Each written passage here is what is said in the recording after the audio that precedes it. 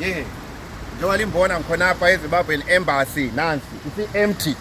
Sesibaxoxile bonke obhare balapha sesibaxoxile sesitake over thina njengoba libona mina yimi engani sengikhethiwe ukuba yimi uambassador wangikhona njengoba limbona nje khonapha nchayi ilokhuzeni lapha inkhona bezanika amakhiye sebezanika amakhiye ukuthi maZimbabweans ngiligcine kuhle endlini yethu yaseZimbabwe le indlu yomuntu wonke liyabona indlu yomuntu wonke le.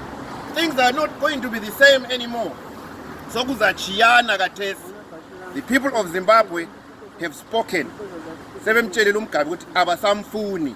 Naye lapha hlezi khona lo Grace kumele abone sibili abantu nje bethu. Phandle ezitreetini. Uthi kasafunakali lo muntu lo nkosikazi wakhe. Sesidakiwe. Mina Mgabe njengoba ubona isikhundla lesiyana esika ambassador sesiphiwe mina lapha. Yimi umnikazi wangikhona.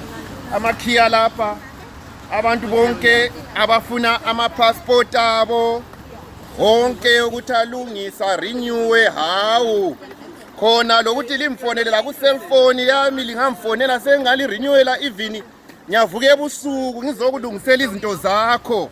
I-commitment esiyifunayo leyo thina abantu beZimbabwe, hayi khona lokho ukuthi ningi wena zibani no. So kuphelile Mgabe, you are gone. Bye. This is our country.